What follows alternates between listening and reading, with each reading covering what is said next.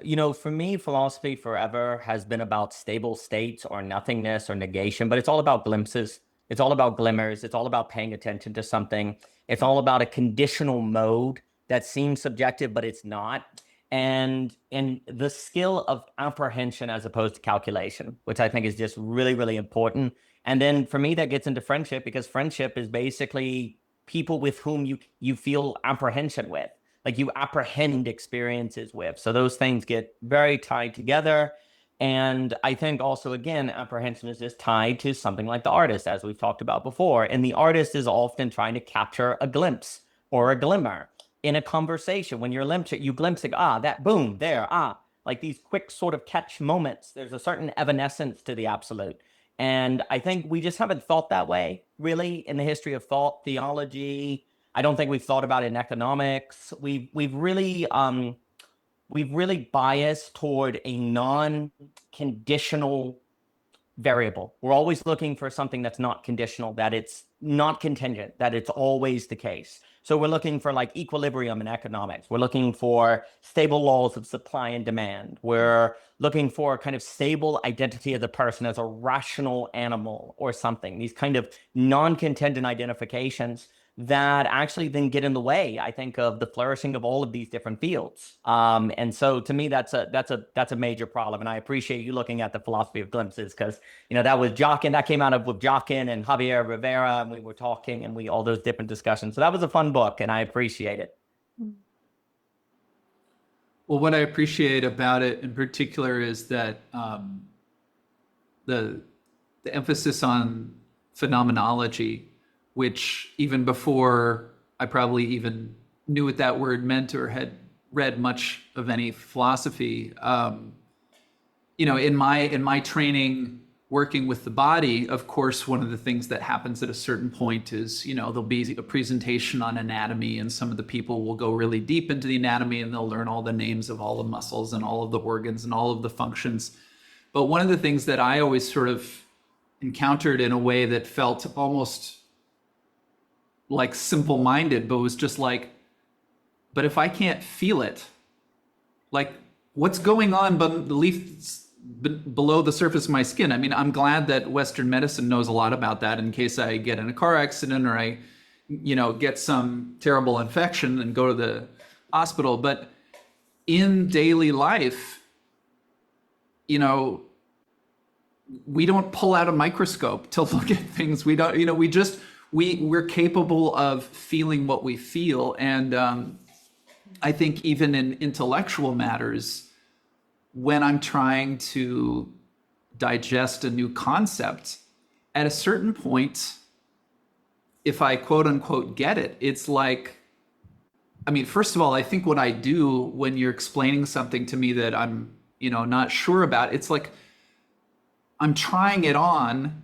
Yes, maybe I'm visualizing or simulating with the mind, but there's a way that I'm simulating in relation to my body.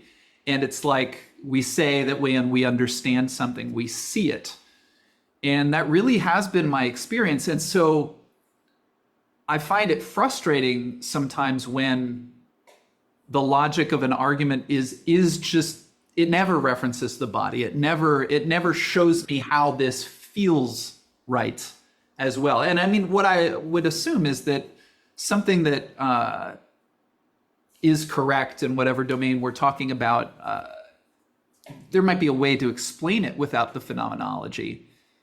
But, if you said 2 + 2 is 5, just, something happens for me that's like, that's not right. But it's like there's dissonance in the body almost when I hear that, So I just think that whatever the particular way that those things that we crudely call body and mind do interact, even for those things that feel mostly in the domain of intellect, I think there's a pinging sensation in the body that always confirms it. And if it wasn't there, just the fact that I could say, yes, you have explained it very well, so now I will believe it and act upon it and, do things that risk life and limb because your explanation is so clear. No, it's like my body tells me this is okay. I can, go on this journey. So But I think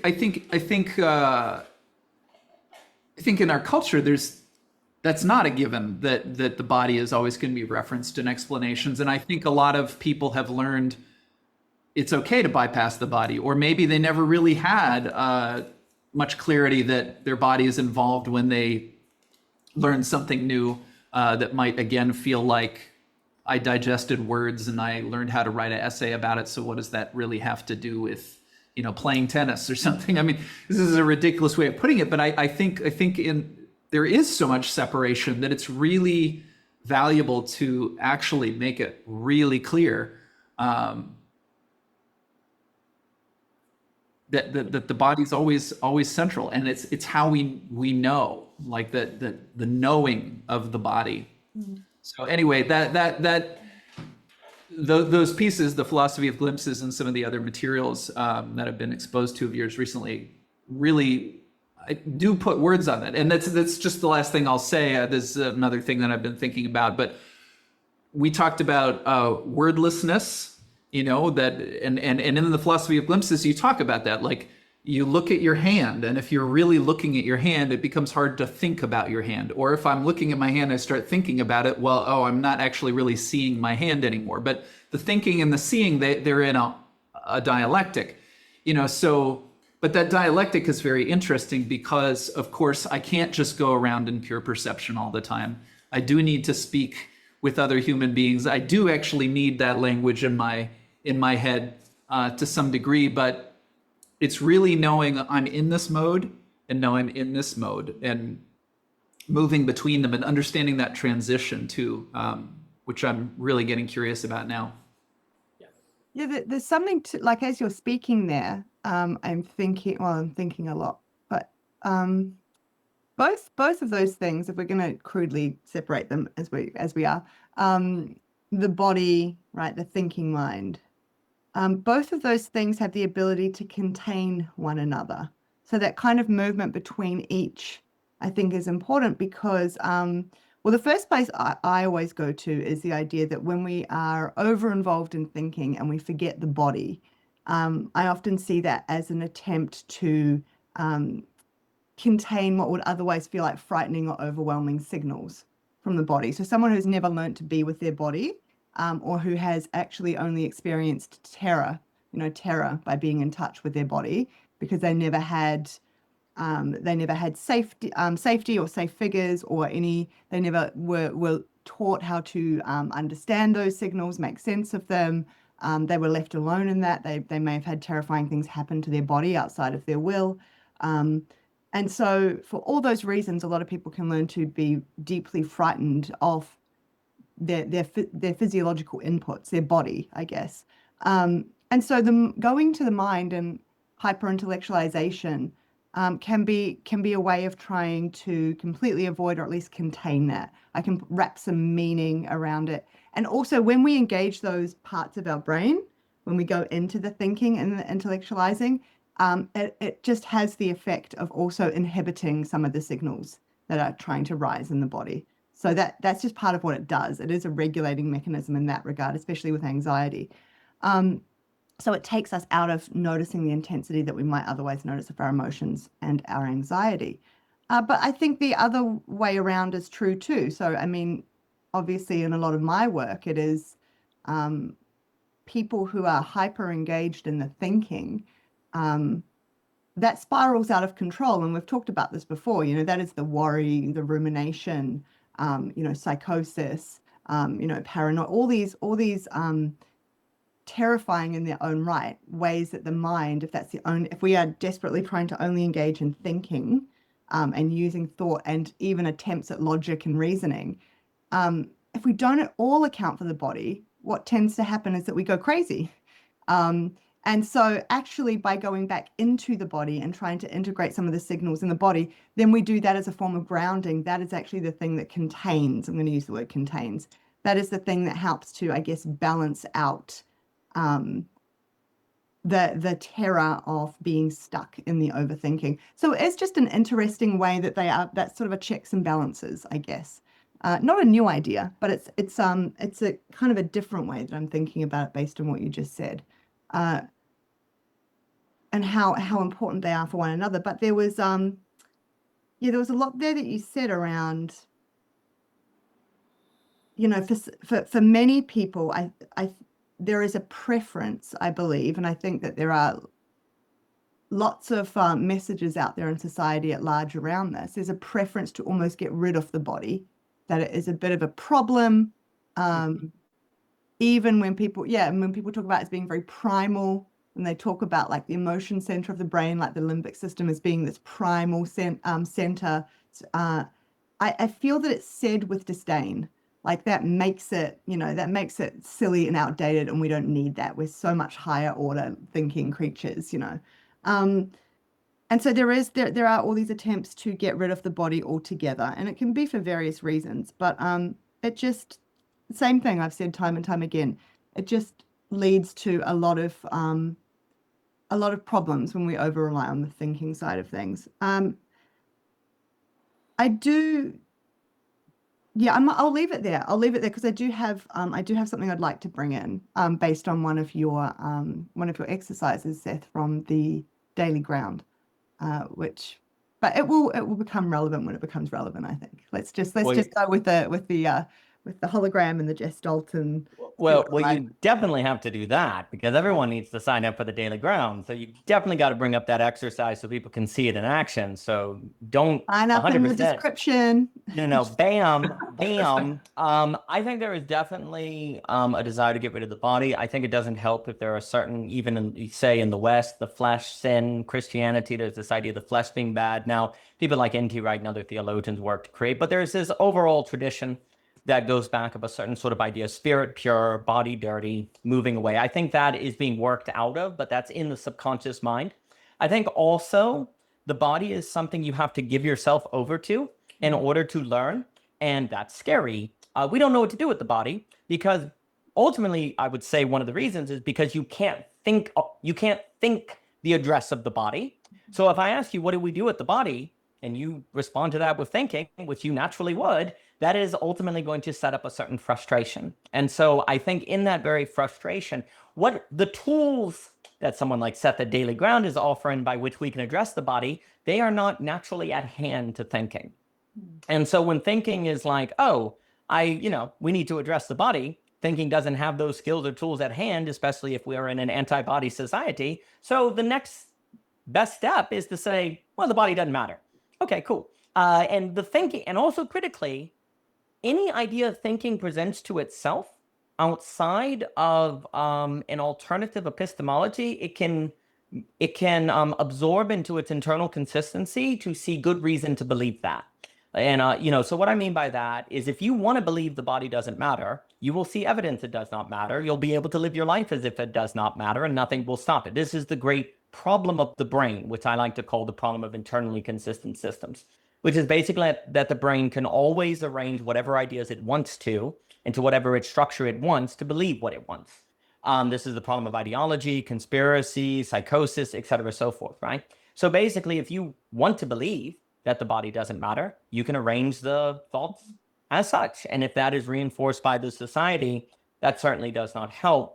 What was also being said, so on that there is certainly a major dialectic in O.G. Rose, comes out in the paper on thinking and perceiving and reconstructing ASA. And I remember sitting in Eunoia and I looked at my hand, maybe this was like 12 years ago, and no, 15. Oh my gosh. And there was this moment of going, oh my gosh, if I stop thinking, my hand doesn't vanish. The first thing this did was to me show that, hey, then there is a real world. Because if I stop thinking, it doesn't vanish. Therefore, there must be something external, not to thought. Okay? So then I was like, wow, you actually can. There, it's still there. So there's this weird moment where you pay attention to, you start thinking about the moment when you weren't thinking. And if the external world doesn't vanish, then that would suggest I'm not I'm not just stuck in my head. But it also means there's a simulation. This was a dialectic, I mean. The reason why this was extremely important too to me is it's like, oh, this is where agency is located. Because I can look at my hand and choose not to think about it. And then I can think about it and then not think about it. And I can think about my grandmother while looking at my hand. Oh, agency is actually here. in the between space of thinking and perceiving. And to me, this became an argument for free will. Because also, too, I can look out a window and not just think window. I can look out a window and think that time when I was 5 in the summer and fell in a creek. I can have a thought that has no relation to what I am experiencing, which means I am not bound by the external in my phenomenon, right? And if I didn't have agency, I would basically have to look at a window and think window. And I also couldn't actively turn off and on thinking, right?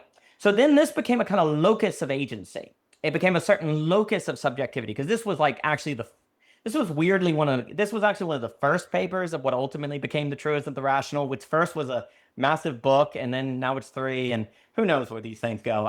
But there is this idea of a certain, dialectic between thinking and perceiving. And the other thing, so then mastery, what it led for me to think is somehow knowing when to think and when to perceive. That became really important. And it wasn't obvious when you should do one or the other, because thinking is getting in the way of perception. So how can you think to know when to perceive, and how can you perceive when to think? So because both of them are vanishing one another. They're covering one another just as soon as you do it, right? So you have to think that constant veiling, that constant contradiction, as Hegel may say, or tension. You have to somehow get good at that. Well, how do you get good at that? What does that exactly mean? And then, of course, gradually perception is like, well, perception is not just a matter of thinking, of course. It's hand, taste, the senses in general. And then, of course, I would also know you bring up phenomenology. What's extremely important to me about phenomenology, I think most phenomenology, so as you know from the philosophy of glimpses, basically phenomenology for me is the kind of space when I was doing this thinking that kind of said philosophy still matters. Because phenomenology had not been deconstructed by other metaphysicals. Now, we're going back 15 years, I'm just looking at phenomenology. And then the other thing that was very interesting to me is I did not feel most phenomenology, I thought it was sight-centric, like seeing-centric. It was not taking seriously the entire body as an antenna, if you will. We were still primarily thinking about the phenomenon according to sight. So the key move in phenomenology, which in a sense is, if you make this move, is almost a bodyology, like it's the entire kind of bodyology. And the key to phenomenology is you're not simply asking how, there's a bookcase there, the phenomenon. You're asking, what must reality be like so that I experience brown colors? Like, what are the conditions of possibility to make experience possible, right? So if I'm able to smell, there must be a condition in reality that allows there to be smell, right? And the question must be, okay, what kind of phenomenological experiences are afforded relative to different conditions? And this is the key move. If the body itself is a condition, then different bodies or differently trained bodies or differently trained subjects should have different phenomenological experiences. And those experiences would be concrete. They would not merely be subjective, because they wouldn't just be a matter of opinion. They would be a matter of training and cultivation. So this moves then into skill.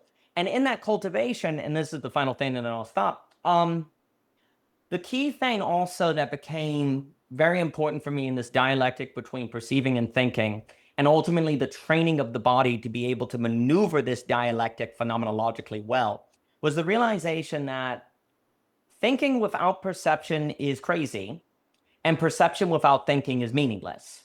Oh, but perception is covering thinking, and thinking is covering perception. So what do? We need them both, but they're in conflict. Well, in our, a talk we had, one of the things that we said that I stand by is you have the problem of intuition, which is the ping thing, right? You were talking about ping. So there's the ping on this side of philosophy and the ping on the other side of philosophy.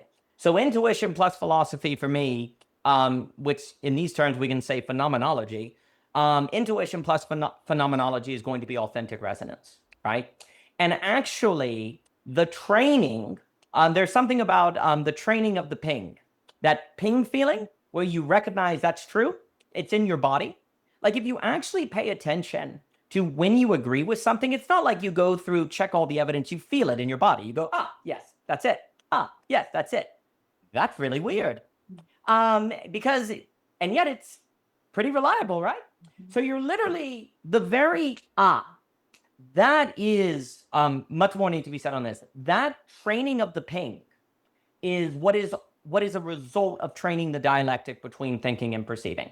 It is, and you change the conditions of your body to actually experience phenomenon in a more reliable way. You apprehend better, right? The problem, though, is if you have the ping without the training, you'll have the ping and end up in a cult or in a conspiracy or be manipulated, right? And yet you require the ping because you don't actually ever reach a conclusion by some sort of syllogism in your head. You feel it in your body. You cannot help but be resonating in a conversation with ideas. It's all natural. It's just what you do. That's how you find the way you're going to go, right? So it has to be trained. Or you're going to ping anyway. You're going to have pings anyway and end up somewhere that you don't know where you want to, you don't know where you're going, right? You could be manipulated in different things, right? So thinking this tension, this dialectic and training between thinking and perceiving, which is in fact the birthplace of agency, is actually owning the ping per se. I'm just calling it the ping here, which is the apprehension. You're owning the ping and saying, I've got to get better at my pinging. I have to have a better ping. And how do I do that? I think you need friends ultimately. And how do I do that work? I'll stop there. Those are just some thoughts that come to mind. Yes, so I really like that. But briefly, I'll hand it to you, Seth. Sorry to jump in.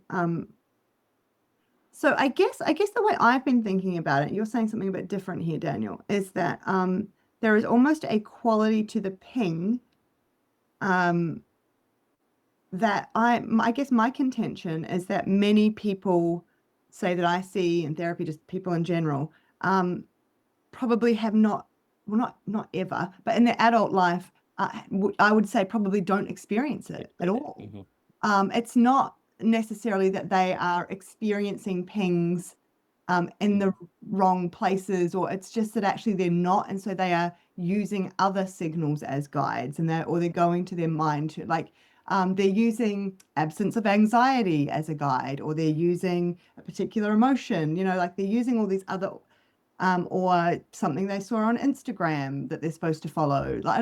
I actually think it's I follow what you're saying. I agree with it, but the way I see it, I guess, is more like there also has to be this clearing out of the fog on top, so that they can even recognize or experience that there might be something that pings.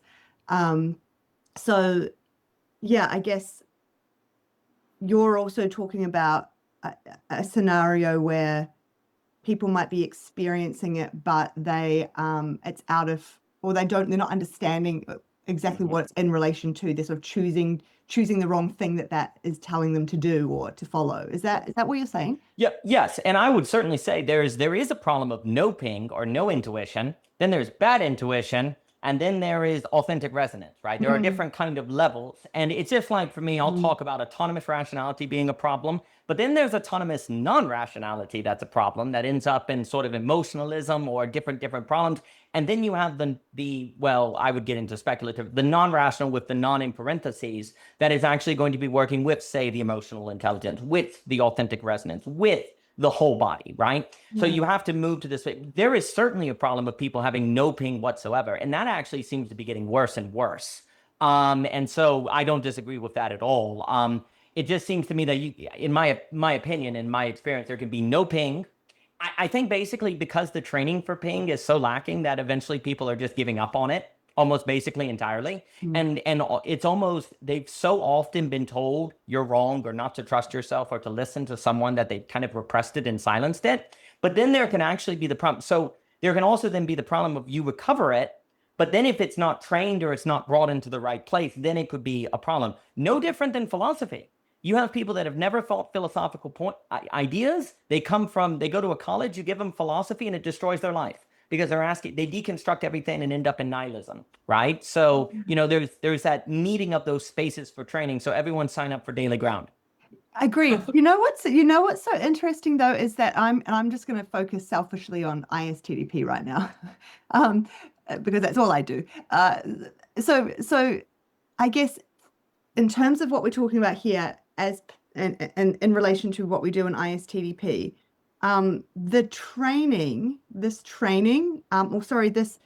process to clear out the fog to help someone get back in touch with their ping is also, if it's done well, is also the training though. Like it's kind of both things in one. So you clear it out, but almost as a secondary benefit of the manner in which you go about being able to clear out the veil on top, the anxiety or the depressive or the chronic pain or the whatever it is.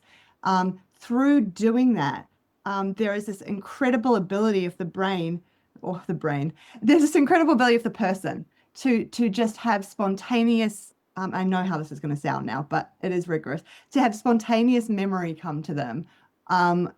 That is completely relevant to why this was ever put underground in the first place, right?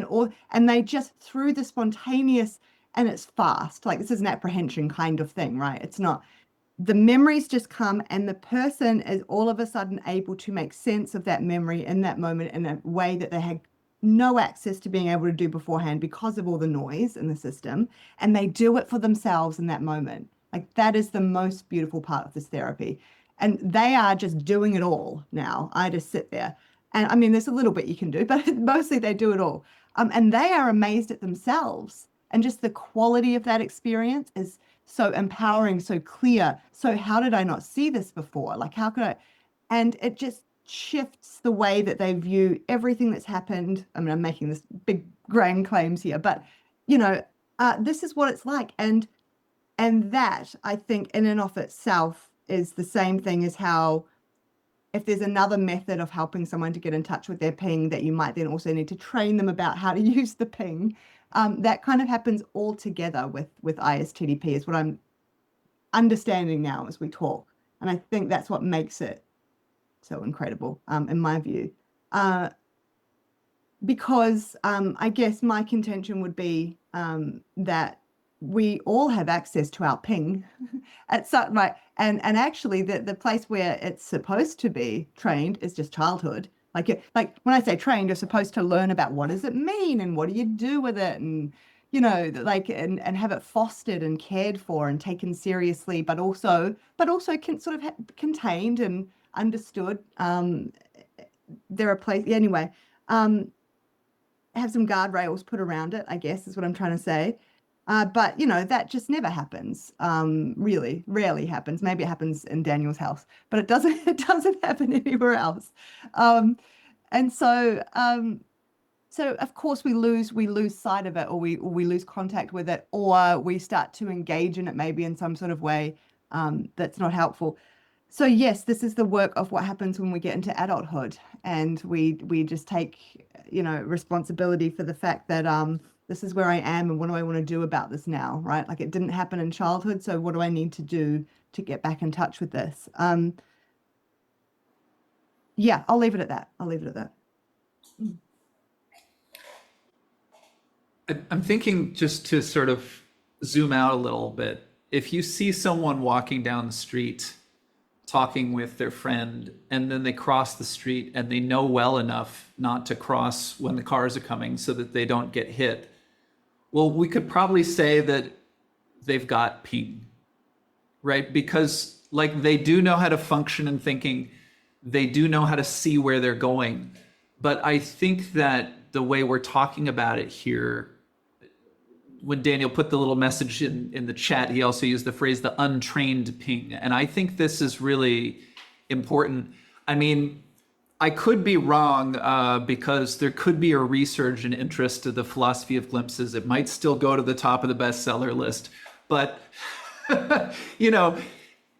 it's this little pamphlet on philosophy. But when I was reading it, and it was what Daniel was explaining about how thinking covers up perception, perception covers up thinking. That's actually, I think, a pretty clear and simple idea, but I don't know that I'd encountered it written out like that before. And even if you meditate and you know something like, well, meditation quiets the monkey mind, and I don't hear so many words, it's still not necessarily like, I don't know that I ever understood that when I'm meditating, I'm going more into pure perception in a way. I mean, maybe the mind is quieting down, but what that even means was just it's just a nice phrase. The mind is quieter now, but it's as if the mind, we turn to but there's this whole continuum. And in fact, one of the things that I've been thinking about in relation to this, because I do regularly meditate each morning, is there's a way that the mind will be quote unquote quiet, but not silent. And it's almost as if I can hear off in the distance someone thinking Seth's thoughts.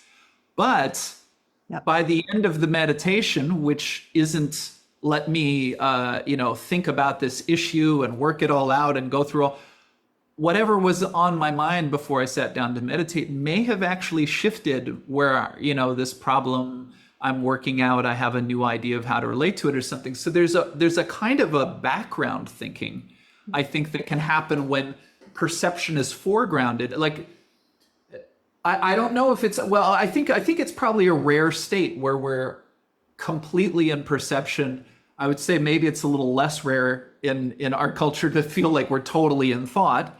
But, also when I go running, if I really am stuck on something, I can be running in the park and it's beautiful and there's birds and I go past the creek, but I don't even notice the creek if I'm thinking, about something enough.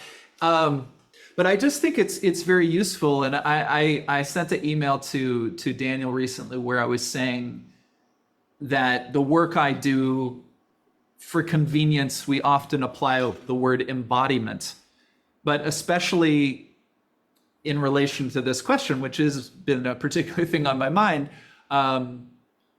even to talk about embodiment, I think does short shrift to the whole gestalt of what we're talking about, because we can say, oh, I just need to get in the body, let me go do some yoga, or let me, work out.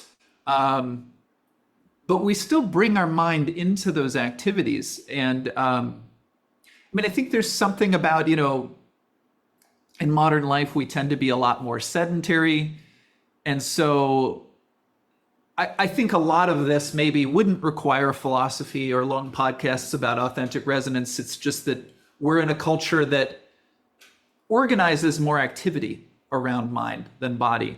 But I think that just having a sense of how these two things interact, or these two aspects of ourselves, they're not things, but there's a lot more clarity that we could have, a lot more functionality. I mean, honestly, I think we're talking about something that should be trained in school. Although I think, there's a way that children are just natural. They're sort of, we've heard this over and over, this cliche about the innocence and the perfection of children, blah, blah, blah. But I do think by the time you are starting to be in grade school and do reading and arithmetic and whatnot, just an awareness, like we're in a more mental mode now.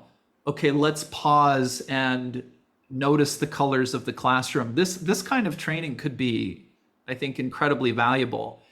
And it almost feels remedial to talk about it as an adult. It feels like something that we ought to know, not in the sense of moral, but like if we were functioning well, we would know these things. And yeah, so I mean, it's just a really funny circumstance we find ourselves in now. But I think some of this is so basic. And so I guess the last thing I would say is I say it's so basic, but like to listen to this podcast and like pull out these basic, like how many people see it, like anyway, it becomes, I start just fantasizing about a different world that we're not living in right now. But it seems to me that maybe some of the work, I mean, even for myself and my own work, what I think about is like, how can we just make this really simple? Because I think on some level, it's simple enough that if you get it, it really flushes out a lot of the noise in one's life. But Can I? There's a lot to go there. Yeah. You're ready. I'm trying so hard. I'm so glad you brought these two points up. This is really important. I'll just talk about the last one first, and then I'll go back to the first one. So, it's very difficult for me to say this out loud and acknowledge this, but I think that part of what you're getting at there at this end portion is how, well, the way I think about it is really the best chance that our kids have of being attuned to their ping in this manner, right? And all these things that we're talking about, and sort of doing a lot of this work in the early years so that as adults, we don't all have to do, the daily ground, which is amazing and everyone should sign up for. But, if we could do stuff in childhood, then we might not even need those things, right, at all. Anyway, I think that I'm clearer and clearer that the best model for that would be something akin to homeschooling. I send my kids to school, so that's why it's difficult for me to acknowledge that. But because I think the reason I say that is because every time I've gone down the path of here's what we need more of in schools, and I think about it, always comes down to, but then you would need, like, the ideal there would be like even smaller groups, and that because it's really about being the teacher or the adult being highly attuned to each individual child. And there are, of course, basic principles that are important and that we can extrapolate out. The difficulty I run into when I try and talk about basic, well, not basic, when I just try and talk about, I guess, general principles, is that, so I, jumping around a bit, but I also run some psychology groups online for certain things.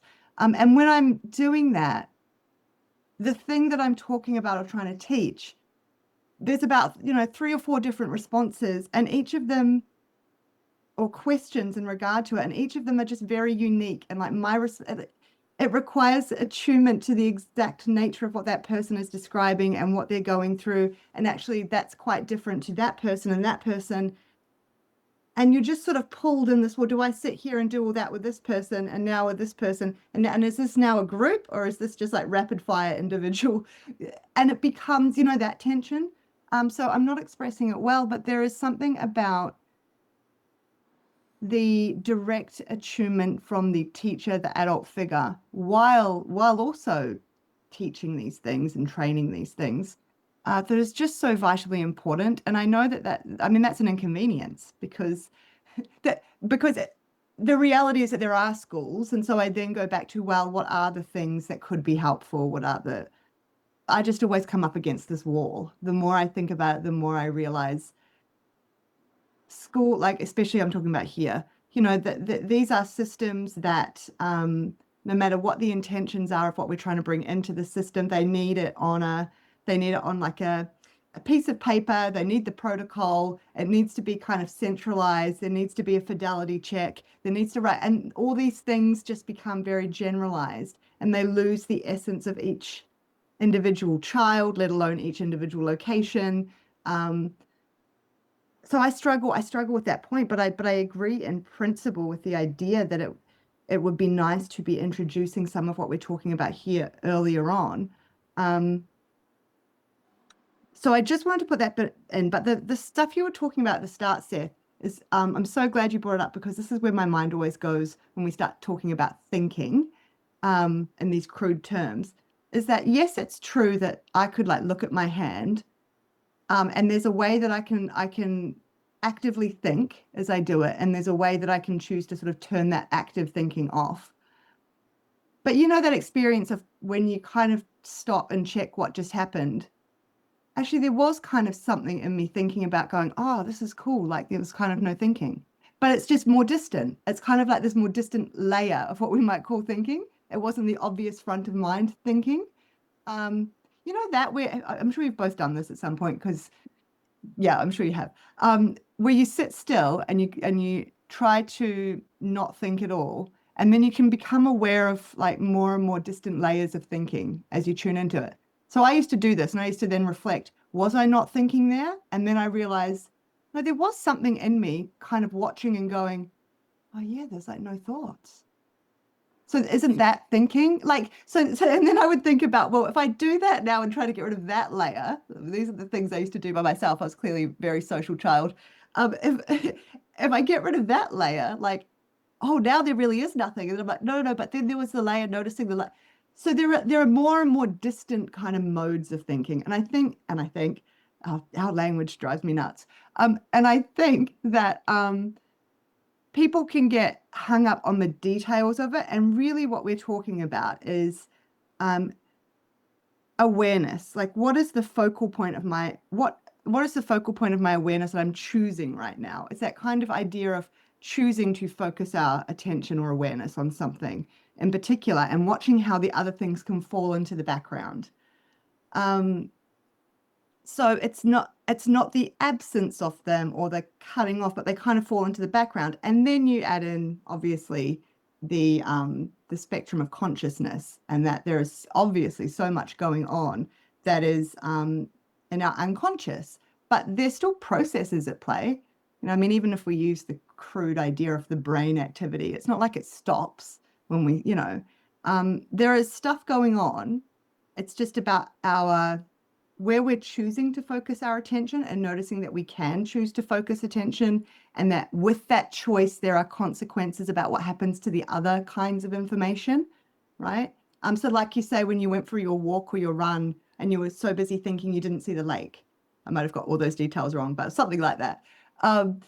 Right. And yeah, like, we can know from research that there's a good chance that a lot of that information still goes in and gets stored. And if for whatever reason you were asked a question later on, something about the lake, you might be surprised to know that your guess is accurate, right? Like, so there are, because I did a lot of research on eyewitness testimony too, way back in the day. So my mind goes there. Like, there is a lot that we are taking in and actually storing and able to accurately report back, which is not even in relation to our confidence of how accurate it is. Like, we can feel like we are just guessing, and yet it's highly accurate. And then vice versa. We can say we have 100% confidence about something, and it's just completely wrong. So there's all these other factors that go into how we pay attention, how we focus our awareness. And I think some of what we're talking about here, again, if we're just trying to go to simple principles, is not the idea like lots of people have when they meditate, that I'm supposed to just notice that I don't think at all. It's noticing how, and it's can be graded, noticing how I have the ability inside to make some sort of determination about focusing my attention to one, or focusing my awareness, I should say, to one particular aspect of what's going on for me right now. I can't have that level of awareness on everything all at once. But I can attune more to one than the other. And as I do that, also noticing the experience of the other stuff falling into the background. There's something about that, which I agree it's empowering when you find out, because this is, like Daniel was saying, kind of the space where you have agency, and you get to make choice. And I think this idea also, there are places where this gets used inappropriately, and the kind of idea of positive thinking, and you can choose to just pay attention to positive things and everything else will fall into the background and not happen, or not express itself anywhere else. So it's not the same thing as saying those other things that fall into the background now no longer matter or will have no impact on you. In fact, they may still have exactly the same impact as if you paid attention to them. Who knows? But there's just something about, in a moment, being able to choose where we focus our awareness, that can be useful for all sorts of reasons. And so I think some of these like practices maybe that we're talking about here is just about developing a person's insight that's even possible, that's part of what's happening, that they can do this, they can engage in this whenever they want. And that actually, and this is really what a proper mindfulness exercise is, from my point of view anyway, and that really what's useful is to be able to experiment with playing around with that more frequently, so that you have the flexibility to move around. It's all about training the flexibility. And this goes back to the movement. I think this goes back to musicality, playfulness, because then you're less likely to kind of feel stuck and trapped. I think there's an ability, I'm going to use the word agile, I know it's overused, but there's an ability for agility, and but I think, and maybe this relates back to the whole hologram Gestalt idea. I think it's impossible for us to have that level of awareness on all of it at once. And so we necessarily have to constrain and have just one bit kind of upfront that we are choosing to focus our awareness on. And then we can also at the same time tune into the sense of how all those other things fall away. And that is maybe also like we can experience that. Anyway, I think I've made my point. Yeah, no, I'll be quiet for now. Please. Yes. Excellent. So there's a few things, because that was all very good and this is very important. That was a very sneaky yes, Daniel. It was like a very sneaky yes, in the sense of this really matters, and the flexibility and the chasing and all of that. So chase. Good. We're on something. So the key move is the moment you think and it covers perception, and when you perceive thinking is gone, then you think about it. There's this moment of something just got away, like something is getting away, right? That is what thought is all. That is everything, is the chasing of this thing that is slipping away. And actually the basis of thought, it is not the simple thinking or perceiving. It is in the metaxis, to use the Decimus term. It is the transition is the key. The transition is what you want to focus on, which is why the book talks about the phenomenology of lacks in particular. That's the basis of the new metaphysics, because most phenomenology has been based on being or nothing. We want to do it on the phenomenology of lack, and lack is a present absence. And it's not nothing. A present absence is like when you perceive and then you think, you have a sense that the perception is now gone and it's being covered by thought. But what's present to you now is the absence of perception and thought. And then when you go to perception, what's present to you is the absence of thought. So there's a lack. But the moment you make that lack intelligible, you necessarily slip into the other register that then causes that covering to occur. And what is human subjectivity if it is formed by this very metaxis? Like we are trying to chase something that we make go away. So the agility and skillfulness that you're talking about is all in the business of getting good at this chasing or remembering this thing that we cover. Like to get good at finding what we cover. Which, of course, if we're covering it, how can we find it? How can we chase that which we make run?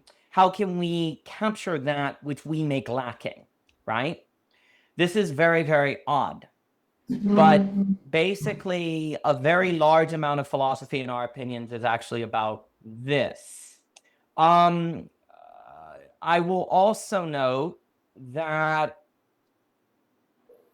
in conversation, when you're talking, you're remembering what was said. Words are present absence at the same time. Like all of the conversation is absence as soon as it is said, but it is also present. Please note also Gestalt is always a present absence. It's never there entirely. So you're always dealing with the lack of Gestalt. In conversation, you're always dealing with a memory of what was said. And also critically, philosophy seems to be training the ping, and the ping brings with it this ability to remember things in a very wild way. It just all comes pattern. And what did we learn in Plato and Aristotle? That philosophy and recollection and memory are all together. Augustine, Bergson, all these things. Like if you get trained in the ping, it also naturally makes you trained in memory. That is an experience of a gestalt, because suddenly it's pulling all of the things that came before into a certain structure. Also, too, the image I like to use, and I think it is in the philosophy of glimpses of lack, is you're walking around the crater of a meteor. You know, a meteor hit, and there's a crater, and you're walking around it. The very fact that you walk around the crater must mean there was something that made the crater, but the thing is gone, right? It's lacking, but that doesn't mean you can't walk and that you can't gain more knowledge about the meteor by walking the crater. When you're dealing with Gestalt, you're doing something very similar. You're walking around something that's absent, and yet it is not gone. It is there in a new form that you then have to figure out the right way to think that form. You have to somehow arrive at useful conclusions about the meteorite from the crater. So a phenomenology of lack is where you're arriving at useful apprehensions about that which is present in absence, a present absence, right? And then it's gone, and then it's gone, and then it's gone, right? You made it present, but because it's lack, as soon as it's present, it's now absence again, right?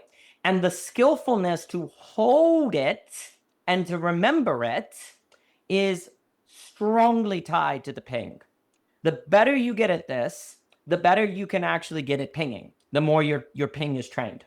So the question becomes the following. What exactly trains this ping? Also, before I forget, one of the reasons why the perception thinking dialectic arose is because of the problem of empiricism. And what I mean by that is there's this big idea that, well, if we go back into metaphysical speculation, when we go back to religious warfare, we're thinking about this with New Age atheism, there's this big push for pragmatism, utilitarianism, and empiricism. Well, the problem with empiricism is that you remove what does everyone talk about now? Meaning crisis, nihilism, and so on and so forth, right? So the idea, but if you remove empiricism entirely, you could go back to religious warfare, magical thinking, and all of those problems. So the idea was to try to find a new way to approach concrete observation that didn't shut down enchantment or shut down metaphysical possibilities. So that's where phenomenology is very important, and it's a phenomenology based on lack. And perception and conditionalism is very important, because the idea is this. All right, if there are certain conditions a subject can meet and have, say, the passage of time and flow, or we've talked about it before, in a conversation, time speeds up, you find 3 hours go by, well, that's concrete. That's just as concrete as what is found in a laboratory. And this is an objective experience that is not merely subjectivity. Those kind of experiences that are realized by a certain meeting of conditionality of subjects becomes a kind of empirical basis that allows you to go into something that is more metaphysical without unbinding it into the religious warfare that the Enlightenment was trying to stop. Because that's what that's the problem, is if you say, well, the Enlightenment was a mistake, it gave us all this trouble and all of that. There's truth to that, but the problem is, where did the Enlightenment come from? It came from religious warfare and a lot of trouble, right? So how do we get a new ground of empiricism, if you will, that gives us the benefits of science, but not the bad nihilism, you could say? Well, Seth's work, the daily grind, the body, that is a concrete experience that is giving you the benefits of facts without the unintentional consequences. The other thing that I would say is that, in my opinion, on this relationship between thinking and perception, thinking serves perception. It is not perception serves thinking. It is actually thinking serves perception primarily. If thinking does not serve perception, you get auto-cannibalism. You get so where I talk a lot about rationality and non-rationality? Non-rationality primarily comes from perception.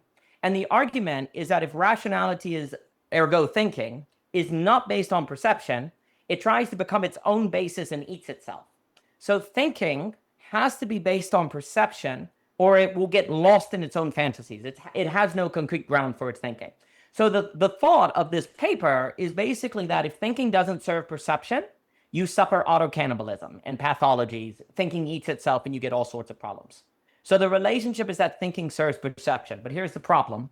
How does thinking serve perception if it covers perception? If thinking covers perception, what does it mean to serve perception? It would seem as if that's impossible, because they are naturally in conflict with one another, right?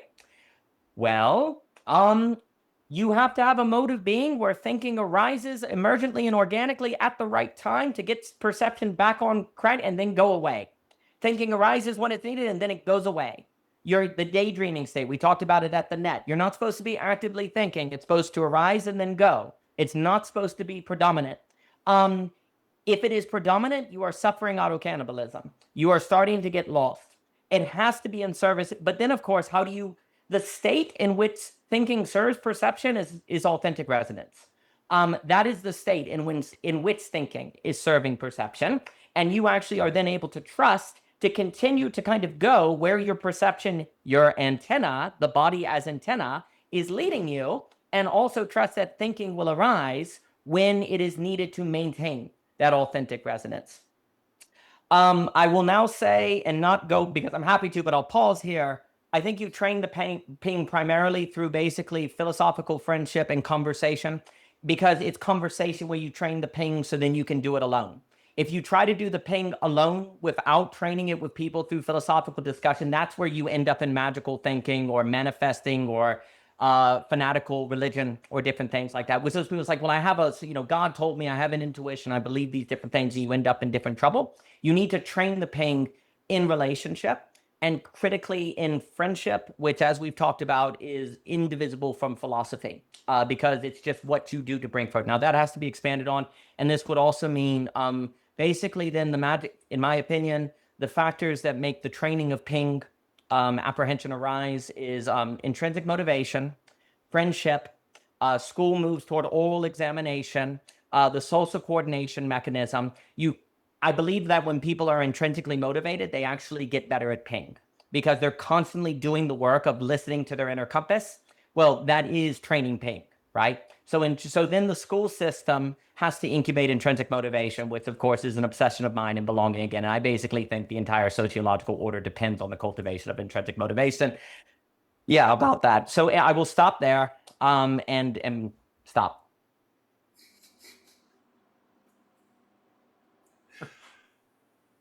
Aspasia, you mentioned that you had something come up related to the daily ground. There could be people watching who still don't have any idea what either you're talking about, but maybe if you bring that up, I mean, I don't know what it will be yet. I just know what the daily ground is, but maybe there's something to respond to there, and maybe even there's something for fun if someone's listening and not driving a car that we can offer as a little experience because here we are talking, and hopefully there's pings for the listeners and for us, but it might be fun to just like play with a little bit of a thinking perception. So, but what Yeah, because there's a lot of pings going off for me right now. Yeah, I'll just share it because please. I don't really know that it's particularly relevant to this moment, but these things all are. They all are. We just trust the flow. I was listening. So the daily ground, for anyone that's listening and doesn't know what it is I would call it like a short course style. Is that what you'd call it, Seth? It's an experiential guided daily audio clip that you receive. It's short. It's a guided exercise. It's different each time with over a period of time with the intention of helping you to, I guess, ground whenever you use it in the day, as opposed to feeling like you're stuck in the grind. Now I'm putting words to what it is, but please jump in and explain it better, and I can edit that out. That was a pretty good explanation. I mean, it's been running for it's a 21-day thing. But yeah, each day there's a different thing, and some of the processes are like literally you could stop and do a little thing, and some of the other recordings, they're more like pointers for your attention. Here are things to notice as you're going through your day. What I had thought you were saying before was that there was a particular day and a particular there is. I'm just framing it. No, there is. I was just framing it to make sure that we explain what it is for people listening, so that they can feel their own pings go off, and maybe go down to the description box and look at what it is. Well, I'll add one other phrase which I use often, which is anytime, anywhere awareness. So an awareness that is not just when I'm doing that awareness practice, right? I mean, again, the person I mentioned before who knows how to cross the street without getting hit by a car, that's awareness. But is there a way that I could be going about my day with all the other things I need to do, but have a conscious intention ultimately the daily ground, the 21 different processes in it do different things, but I think part of what they serve is what we're talking about. Okay, I'm really in my head right now. Maybe I could dip a little more into perception, or,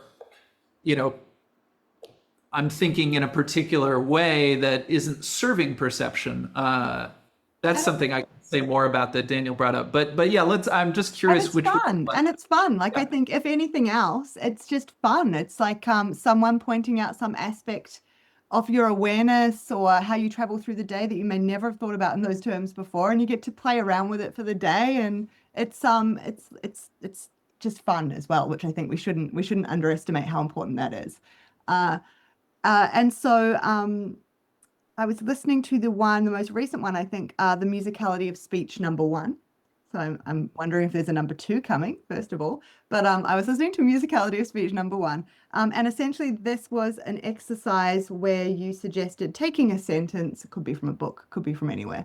And it's just the repeating of that sentence a few times in a row to start to pay attention to the musicality of the sentence as opposed to the content or the maybe linguistic meaning. And I think it was talking about being able to interact with things, and it was trying to promote interaction with maybe mundane everyday things in a more playful manner, but also noticing that the experience of musicality is it's its own sort of strand of experience. It's an additional. And I like too that you framed it by bringing in the sort of the science and the thinking around the fact that music may have predated language, like verbal, like speech language, because that took me right back to my neuropsych classes, and because that's what we learned as well. It's fascinating stuff. But there were two things that I experienced as I was listening to that, and the first was it reminded me of an exercise that we do a lot in a type of therapy called acceptance and commitment therapy, which is like one of these third wave CBT. It's more about your relationship to your thoughts and emotions than it is about trying to get in there and change your thoughts. Like, what's the evidence for and against? I could modify this thought then. Instead, it's just, when this thought shows up, how I relate to the importance of it or the reality of it could be shifted, right? So they have there's a technique you use in acceptance and commitment therapy called diffusion, DEFUSION. And diffusion is we do this exercise with clients if we're trying to show them what diffusion is, where you take like a familiar word, and they often use the word milk, which is terrible for me because it brings together my Kiwi accent with the evolved Australian accent on top, and those two things are completely at odds with each other for this particular word, and I don't know how to say it, and my mind pings in a bad way. So milk. You're supposed to take the word milk as an example, but you can take any word, and you can just, I see you, Daniel, and you I see you there, and you just say, and this does relate to the milk under the stairs too, I just realized. And you say the word milk over and over for I think like 30 seconds. I can't remember the time anymore. I don't do acceptance and commitment therapy anymore. And so the experience is that you come to realize, everyone knows this, that it sort of loses its meaning and you start to realize it's just these sounds, right?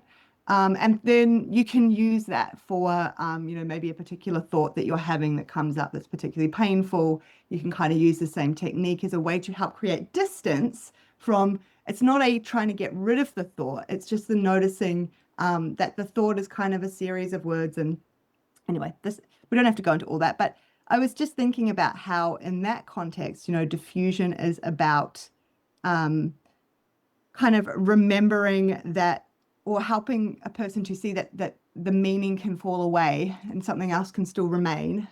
And then there was this particular exercise that you were doing, Seth, where there was something in addition to that, like it was also, but actually there's other kind of cool information in it. There's also something else in it that also might be deeply important, or we could take something from, or could tell us something. That's what I was taking from it, and that probably links to so my father, before he passed away, and he and I were very close. So it's still difficult to talk about, but he had a pretty catastrophic stroke. It was a miracle really that he survived it, and he lost all his speech. So he could the frustration is that he could understand, like the reception was fine, but he lost all expressive ability.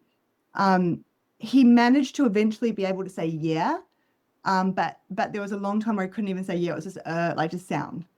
And he could no longer write. Like so, like all the output, the expressive stuff, the connections were just cut.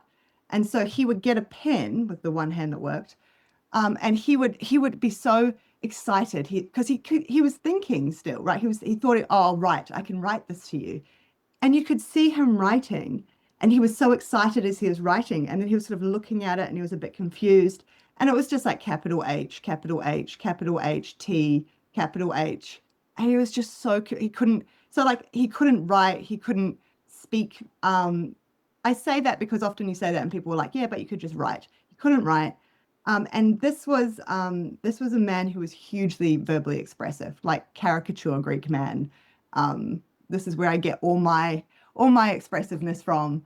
And this was obviously an incredible frustration for him and probably the most painful part of all of it.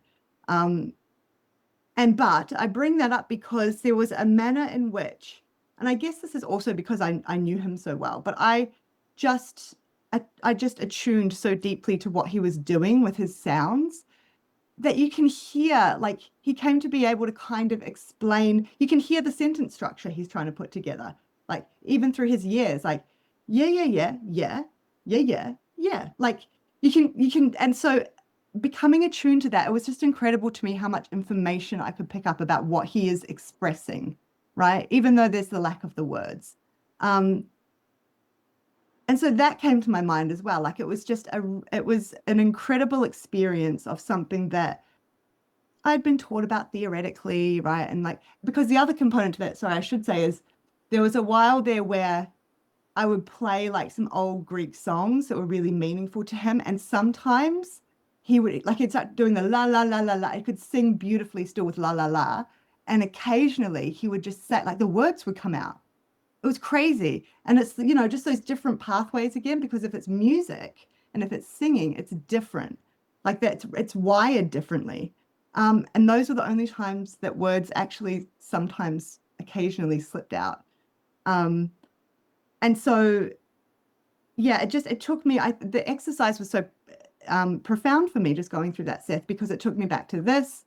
So I guess there are things in that we could talk about that relate to this broader context of the conversation. But even without that, I wanted to share that because I really do think that is a showcase of how, I can't actually remember how long it was, but say a 60-second exercise that I listened to from Seth, just audio.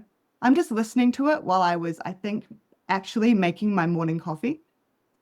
That just transports me straight away. That 60 seconds I took on my day just took me to all these different places. It might not have been the places that were the point of the exercise, but there was a manner in which it reminded me of so many different things, and I had emotional experience about it. And it's just that stopping and having some kind of stimulus that allows you to interact with yourself and where you are placing awareness in a different way. It breaks the usual frame rather than my usual making the coffee and struggling with the machine and, and just paying attention to that. I was making coffee, but I was having this whole other experience emotionally. Different ideas were pinging. It was making me, look forward to seeing the two of you even more. It was, I just can't overemphasize what an incredible experience that is to have, even just for that short moment. And I wouldn't have had it if I hadn't just pressed play in that moment on the exercise. And so, yeah, like I said, there are things in that we could talk about, but even just that as hopefully for anyone who's listening, as sort of a testimonial, of just, sometimes, and maybe this is just me because of the work I do, but I think that, there are lots of, how do I say this? There are lots of versions of, I don't want to say versions of this kind of thing because that's incorrect, but there's lots of maybe attempts at doing versions of something like this, right? So what I mean by that is there's a lot of messaging out there on your social media feeds of, here's a person who's like, join me for a breathing course, or join me for a something, or join me for a, right? And it can just kind of be like, oh, yeah, okay. What am I really going to get out of it? Like, it's just,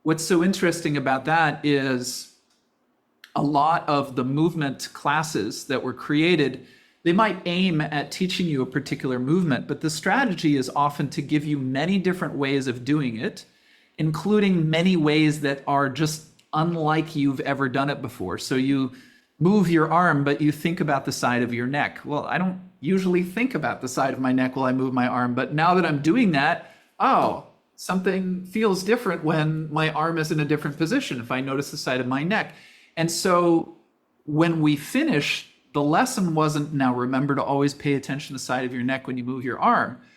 But what's happened is I've just sort of shuffled the habit of how I use my attention, and potentially how I think. And I did want to add this one thing about how thinking primes perception or frames perception. So we've talked about, if you're nihilistic and you're looking at the sunset, is it as beautiful?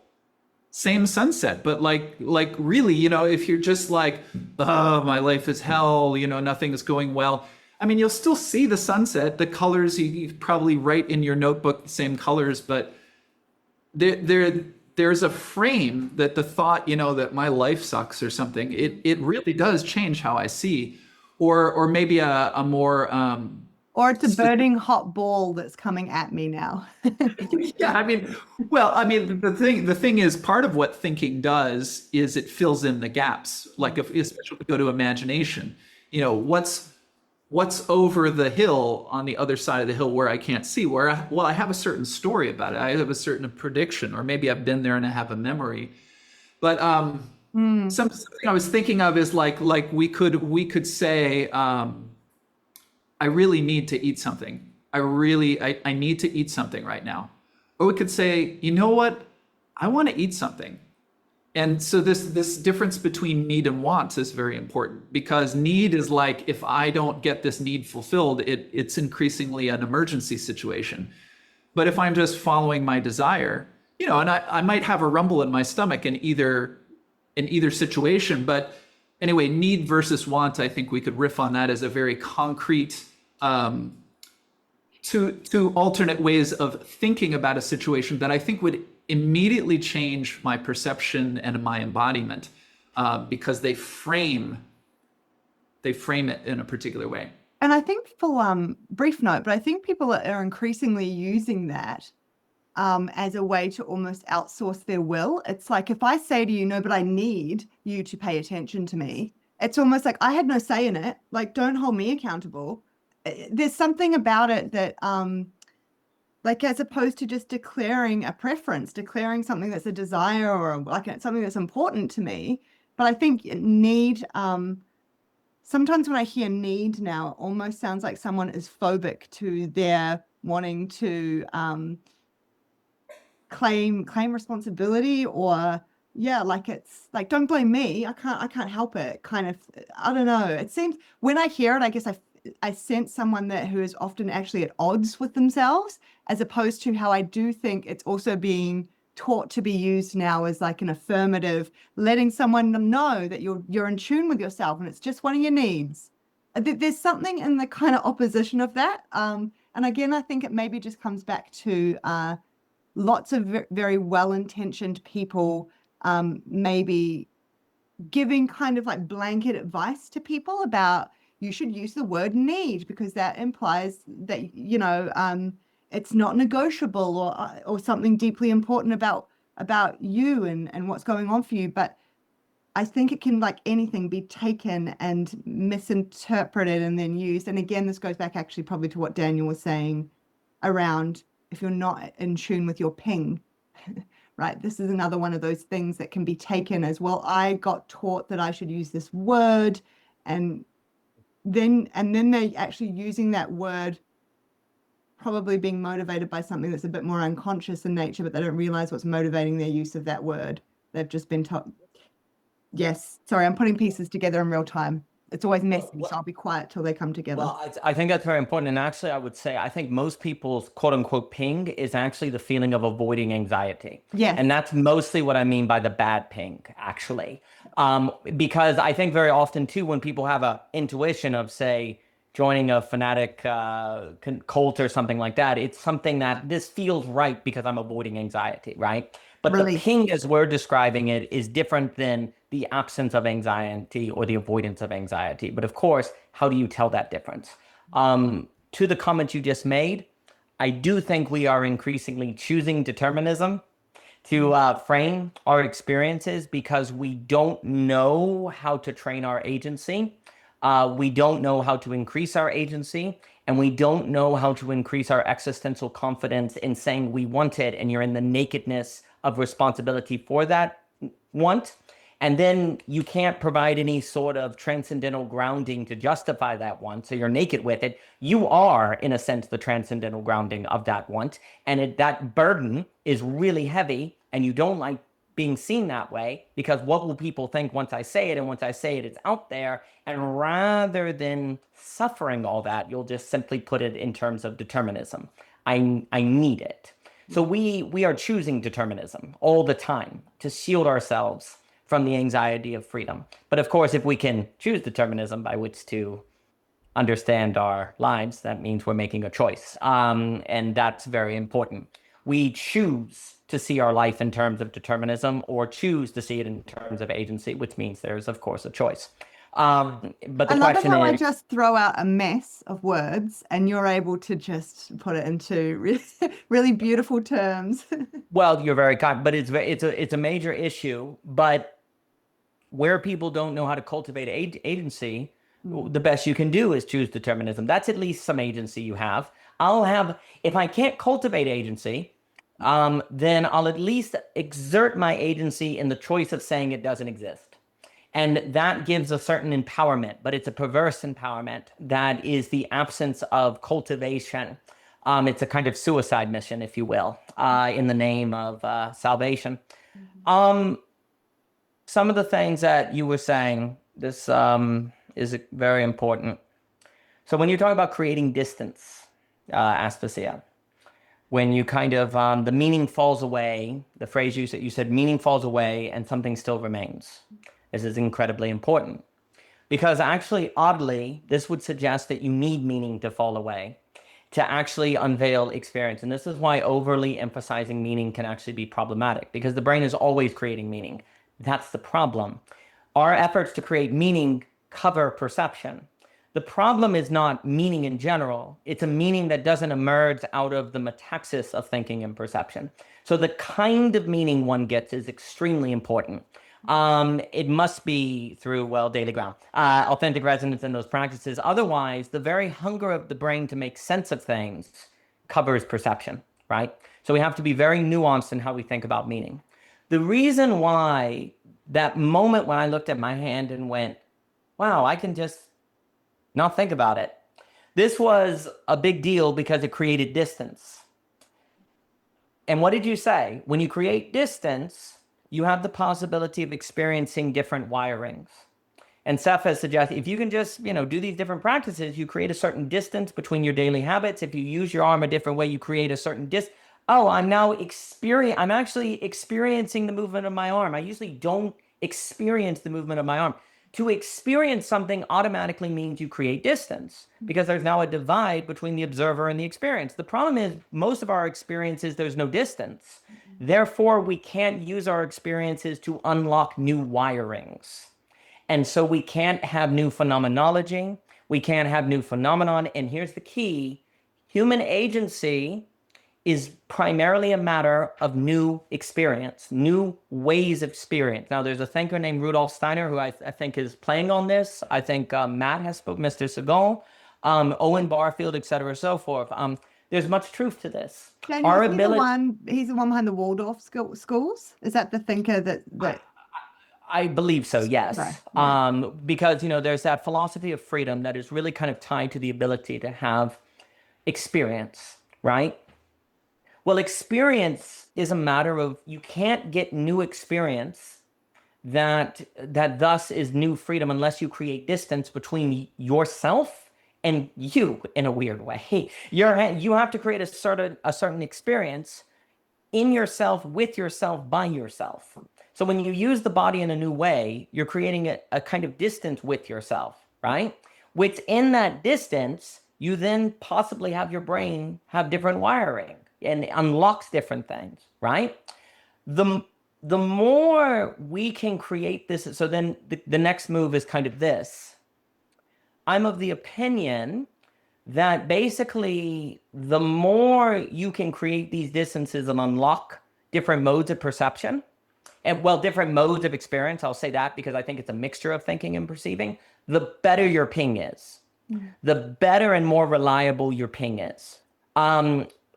Because it makes sense, because I think the ping is basically an emergent product of all of your ways of knowing, okay?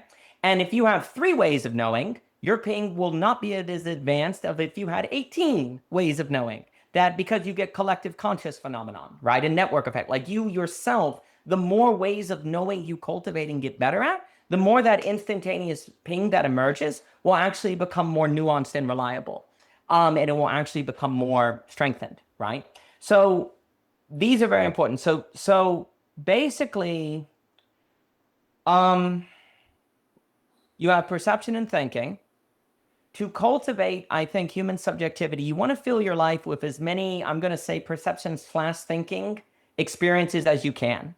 And you mentioned this, speaking is absolutely a middle speaking, thinking thing. Because when I'm talking to y'all, I'm perceiving you, I'm hearing you, I'm listening, but I'm also thinking and yet not thinking at the same time. There's this weird thinking/perceiving going on here, okay?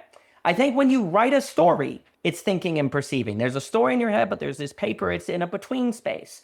You want to fill your life with as many thinking/perceiving activities as you possibly can, right? Because there is something about that activity that is the key to the phenomenology of lack, to the phenomenology of experience. Relations are between thinking and perceiving. This is why basically I would take the entire school system, which basically has you on the side of thinking, and fill it with like the test. Writing is on the side of like trivia problems, is on the side of thinking, not perception at all. I'd replace it with oral exams, because oral exams and oral conversations are way more on the side of thinking/perceiving. I really follow William Ong, Marshall McLuhan, and all these ideas that say the medium is the message, right? So for me to train the ping, which is authentic resonance, you basically want to change all mediums in society to incubate people in the direction of thinking/perceiving, not just thinking, not just perceiving, okay?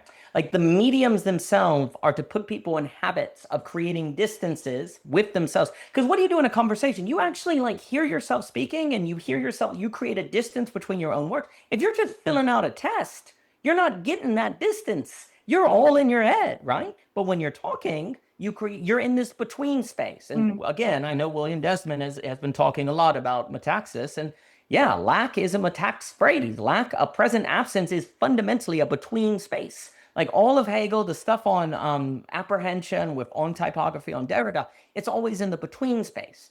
So the between space, the slash, this is everything. And the more practices you have and to train around that, the more you are training that ping. And the more it becomes, and then the more trained that ping is, I have so many notes, but I will stop now. The more you train that ping, the more thinking can serve perception, because you're able to apprehend, do this. Authentic resonance is about knowing the next best thing to do, right? Not knowing the best line, but the next best step, which is intuition, but thinking. Authentic resonance has that ability of this is the next step. This is the next step.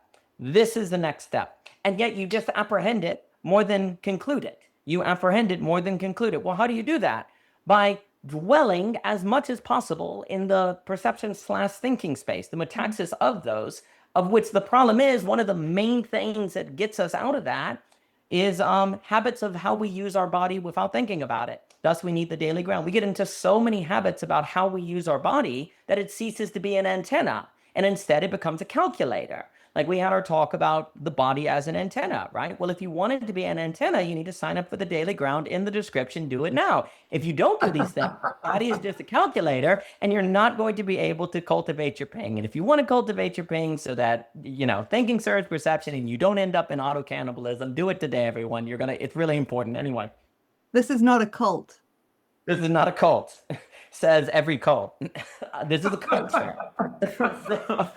There is a piece in that it was beautiful, Daniel. And I'll pass it to you, Seth. I've taken up a lot of space today. But there's a piece to this too about the to be able to sort of notice your experience. It's kind of like noticing, creating the distance, and the looking at.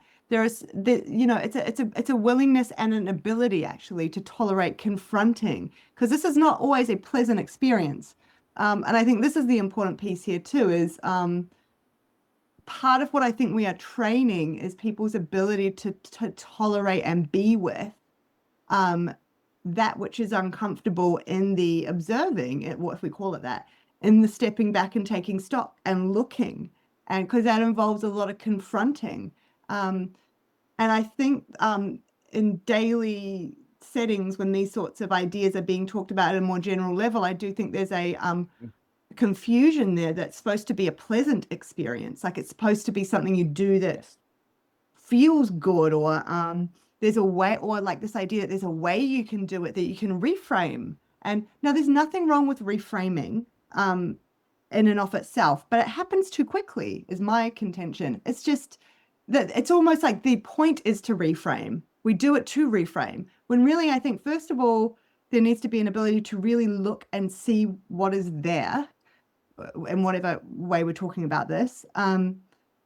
What really happens when I pay attention to my hand and try to stop the thinking without having to go into any kind of reframing, because what I'm observing is bringing up particular emotions, or there needs to be the ability to do that step first before you go anywhere towards, well, what do I want to do with that information? Or there is a real push, I think, towards reframing.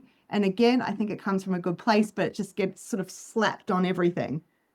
So I did just want to put that in there, that I do see that as maybe a part two, where something like a more intensive individual therapy can help to do part of the process.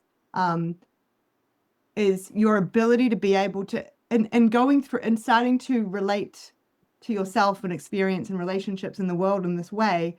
You may find that it's really difficult because you have not been given an opportunity to cultivate the ability to be with difficult, uncomfortable emotions, noticing things that are at odds with your value set, like all these things. And so there are shortcuts that our mind then takes to override and say, no, you don't have to feel that, you can do this instead, or you can think about it like this instead, or actually that person's thinking that about you, you're not thinking it about them, or they're feeling that about you, you're not feeling it about them. Like all this relocation of feelings and thoughts is just crazy when you really understand how it's going on. Anyway, I just want to put that piece in there too, that I think like everything you just said there, I'm pinging all over the place, but there is an important, there's an important component about what it means to really choose to go and to choose to stop and experience your hand, right, or whatever, with it, and noticing that there will be a large urge for parts of you to rush in and have you experience it in a particular way. And I do think that lots of people engage in these sorts of experiential exercises and guided exercises in this manner. Like, I'm going to do this and something great's going to happen, or I'm going to feel good. And if they start to realize that's not happening, they either disengage completely, or they start to apply all this sort of pressure on top of, or I'm doing it wrong, so maybe if I start to think about it in a more positive way, and then it goes against the whole point of the activity. And it's just this horrible, torturous relationship within oneself.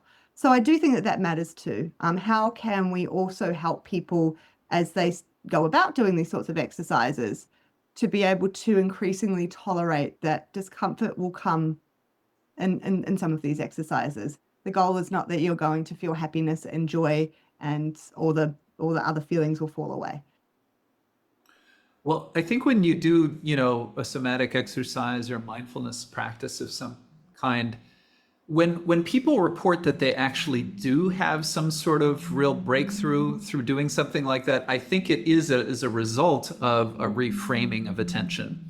But I also think that, to Daniel's point about how philosophy and friendship go right together, I was thinking about that sort of in a fresh way recently, just in terms of, like you said this the first time we spoke, Daniel, that, friendship leads to conversations that you don't realize we've been talking for 4 hours. But if I never have a 4 hour conversation, there's also things I never end up talking about. And a lot of those things that I talk about with the person who's willing to, just follow whatever comes up for 4 hours with me, I'm eventually going to talk about, oh, that thing that happens when you're kind of, thinking about something and you're kind of looking. I mean, these, like as you said, Daniel, these things are disappearing, but we notice them and we wonder about them. But then if we never check with another person, so I'm not even talking about, I read Hegel and so did you, and now we're going to discuss, but just the fact that we're all having all these life experiences, and then, every single day, I suppose the fallacy would be that if I have a very set routine, if I go to work at the same time every day, if, whatever, we always visit a certain member of the family across town every Saturday evening, I can start to feel that things are predictable. But of course, life is always different. So this reframing is something that I need just to make it through the day. And I think what philosophy does, what different embodiment practices can do in different ways, is they just train the whole practice of reframing. And it can be very arbitrary, but one can sort of notice, I seem to be looking at this situation in a way that's not bringing me any fresh information. Is there another way I can look at it? And it could be somewhat random. This kind of happens to me for my Feldenkrais training, but I thought to offer this. So as you're listening to me right now, and if you're looking at the video as the two of you are, you can think of looking at me too, but only look at me with your left eye and only listen with your left ear. Which doesn't mean that there's nothing you can see with your right eye or hear for the right ear, but it's as if you're only listening. It's as if only this part of your body on this side is alive. And it's like, whatever that did, I'm sure it made it feel a little different for a moment. Now you could say, what's the utility in doing that? Well, maybe there's no instant utility, as you were saying, Aspasia. Like it didn't suddenly make, you didn't have a rush of happiness just because you were looking out of your left eye, but it's like you create a little of what Dan was calling the distance, right? So I think this is one of the really important things, and I mean I think this is what a lot of the mindfulness traditions are about. Is first of all to tell you, look, you can train your attention, but then that you can pay attention to how you pay attention. What am I doing with my attention right now? And I would imagine also in your practice, Aspasia, part of, I mean, we've talked about this, someone's angry, but on top of that, they have anxiety about being angry. So, but I would think that if someone gets to a really good place, they might have a way of observing their emotions. They're having their emotions, but they're also observing their emotions. And so if I suddenly feel angry, but I notice I'm angry right now. Oh, okay. So that's changing my energy. Is it appropriate to be angry? Or can I be okay with this anger right now? It's like, it's a reframing, right? So I think it's an everyday capacity that we really need. And, of course, if we could use a sort of a ordinary example of like in a business and you're trying to figure out the next whatever. I don't have a 9-to-5 job. I don't know what they do. but also just the problems that we're facing right now in the world, they require creativity, and creativity requires that we see in a different way. It's not just a great idea. It's I have to first see something new in order to make a new proposal. So Yeah, it's like I just think one way of summarizing what we're talking about is just cultivating curiosity on every level. You know, it's like, what are we talking about? But what does it feel like as we're talking? How does, you know, like, what's the flow? Is this a musical conversation? Are we getting stuck in the weeds? Oh, we're stuck in the weeds. What's it like to get stuck in the weeds? When do you know, oh, that reminds me of other time. Like, it's just like, I'm verbalizing a bunch of stuff that might just be in your head. But I think there's a way that, the sort of letting things, every time you say ping, I actually think of movement, like something pinging, like a pinball machine or something. But I think that's important, is that there's so many, there's an infinite number of ways that you could look at anything at any moment, and you're going to have to look at it just one way. But the idea of, like, you know, like you watch a concert on television, and you might just see the concert where they have the camera in the back and it's pointed at the stage.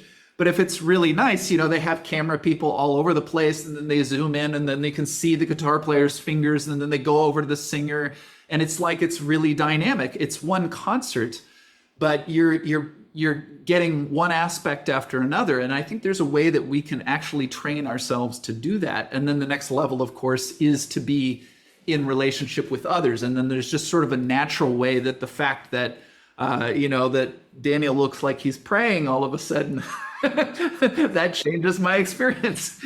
So I'll pass it over to Daniel, because I think he has something sacred to say. Well, sacred. Well, anytime I'm with y'all too, it is sacred. So yes, absolutely. So basically, curiosity requires distance. If there is not distance, you will not have curiosity. And there are basically what we are saying is that there are practices that create distance. Once you create that distance, it is now possible to have curiosity. And basically, curiosity and intrinsic motivation go together. And intrinsic motivation is freedom. When you are intrinsically motivated, you feel free. And the more faculties you have of experience, the higher the probability of intrinsic motivation. Because once you learn that whatever is in front of you, there are 13 ways of looking at a blackbird. Every phenomenon can be experienced in an infinite number of ways based on the wiring and distance you can create. This creates a certain, how might it appear? This creates a certain intrinsic motivation to explore these things. And basically, your immediacy no longer determines you, because you can change how you look at it. So freedom and agency are found when your immediacy does not, you're not just the product of your immediacy. You're partly, but you're not just it, right? Well, by definition, the only way to be distinct from your immediacy, the room around you, your stimulus, the stuff that's happening to you, is if you have the ability to experience them differently than how they present themselves. That, by definition, must be agency, and that's going to necessarily require distance. You cannot have agency where there isn't distance, because you're just the thing, right? Distance is what makes you distinct. And if you're not distinct, you can't have agency, because you are that thing. So distance creates agency, but distance also creates fear, because the relationship is threatened. Because if I'm distant from you, what if you leave me? Right? That's why people in relationships want to make sure the person never leaves. They become controlling. But distance is what's necessary for a relationship not to become snubbering. And it's also what makes it dynamic. Distance creates dynamism. But in that distance, there's fear and anxiety. So we want to shut it all down. We don't want agency, because if we have agency, then we're distinct from the thing we have agency over and could lose it. And what if we handle it wrong, right? But if you never get that distance, then you can't have a dynamic relationship with it. And you can't experience it in terms of curiosity. And I am of strong opinion that intimacy in relationship corresponds with curiosity. An experience of wonder with the other and curiosity. Intimacy and curiosity are strongly connected. And when people want to regain intimacy in a relationship, they need to know how to cultivate curiosity. But the way you do that is by creating distance somehow. But that seems to be the opposite of intimacy, right? If you create distance, aren't you losing intimacy? Well, the way we're creating distance is not, well, we're going to go find ourselves or something like split off. No, it's by creating distance in your mental experiences, by attuning your body as an antenna, by opening new facets of experience. That's how you create distance without creating separation. And that is then what affords more agency and freedom and dynamic experience. Philosophy is all about creating distance. When I ask why, when I ask why are you doing this, it creates distance. Here's the problem. The question why can be used to create distance that opens new wiring for more experience, or it can be used to deconstruct. Because I can use philosophy. The problem is we've been using philosophy to deconstruct things as opposed to create distance from them in order to open up new agency. But the hope is precisely you can create a philosophy about anything. You can ask why about anything. So anything can afford new agency, but that is the same move of which affords nihilism.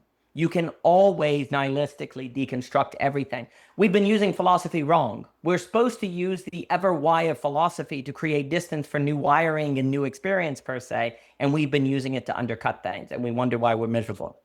I want to also note that wonderful story, Aspasia said it, tragic, but also beautiful, but also speaking of the human condition of your father being so excited to write something, but then finding no matter what you did was H and that.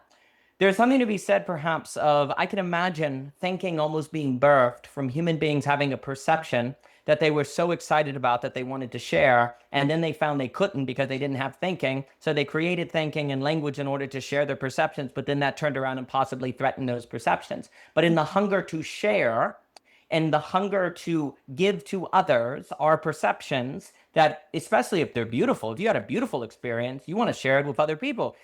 But how do you do that? Well, you have to think, and that thinking gets in the way of it. And perhaps all of humanity is a long history of trying to figure out how to share perceptions that by definition are threatened by that sharing, and we're just trying to get better and better at it. And I always see philosophy and literature and art as deeply connected because they're all dealing with, for me, art and philosophy are in the business of the problem of thinking and perceiving. They're in the business of this problem, and bodywork is. It's all in the problem of we have to think the between space of things that when they're brought together cover one another. We have to bring them together without covering them. Well, that's what a good philosophy does. That's what a good artist does. And also, too, the very fact that you see in your father this hunger to share means why we shouldn't demonize meaning or demonize thinking, because if you didn't have those things, you couldn't share. But the problem is, if you can share, you can lose. Because if I can share my perception, that means I can forget about it because I can reduce it into a thought versus the experience. So the ability to share is the ability to lose.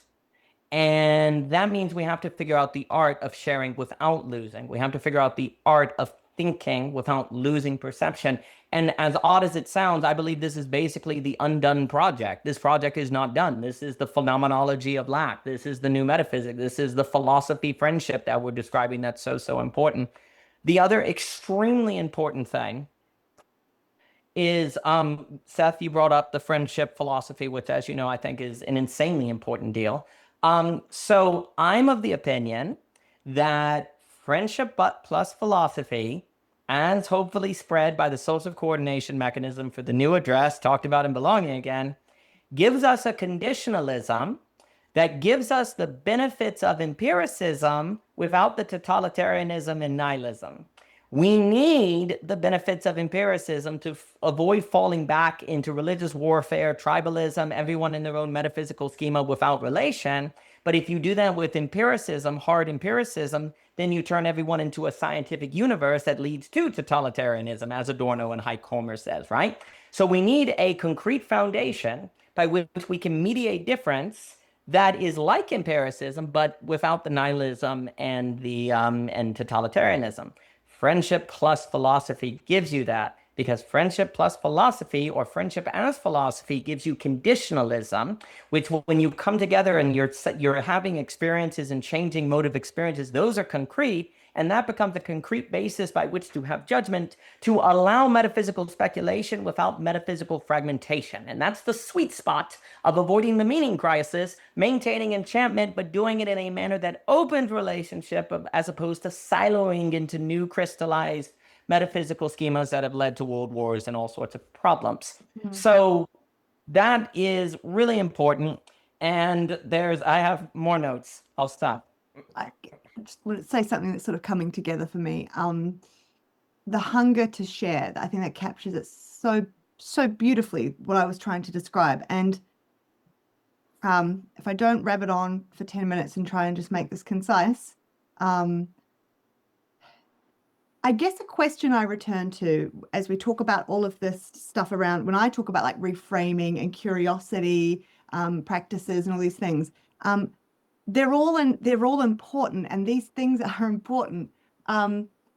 I guess, again, I'm biased because I do this one-to-one therapy all the time. So I have like that's just naturally where my mind goes. And there is also a lot of risk there, I see, and that people are sort of on their own doing all this, like, I can just be infinitely curious in a million different ways about what's happening to me. And it becomes, I think this is what I was trying to say before, it can become a process of, just sort of crafting however I want to view the world. It becomes that. I can be infinitely curious and use that to manufacture some other type of emotional experience that wasn't there at the starting point, if that makes sense. So and everyone's welcome to do that. I'm just pointing out that I think what happens, at least in therapy with me, is there's the very careful groundwork of needing to attune to the individual here, and really the two of us together paying careful attention to first understand the nature of what is going on and what we're going to try and do. You do that bit, and then yes, like there's lots of curiosity and things, but there's a I don't like using these terms for some reason, but I can't think of better ones. There's some kind of constraints, or like lassoing, or like a shaping of, we call it the frame, like there needs to be a frame for what I do. Otherwise, I'm just sitting there and I could do endless stuff. Like someone could come in, and if I just launched into the stuff that you do maybe on the second part, in the second kind of stage of ISTDP, if I just launched into all that, I could push all sorts of buttons in a person, and they could have all sorts of wild experiences, and their anxiety could skyrocket, and then they could get in touch with some urge to strangle in their body that they've never noticed before, and then like all these things could happen. It'd be wild. And then I might feel like I'm really cool because look what I did, like look at all these things that happened to you here, and I bet you think I'm really smart now, and and that can be really reinforcing for some therapists. But that is not taking care of a person. That is kind of serving my ego, and also putting the horse before the cart before the horse. I don't know what way around that's supposed to go. I should know. Because it's like, what are you doing that in service of? Because this person paid some money and you feel pressure to give them an experience now.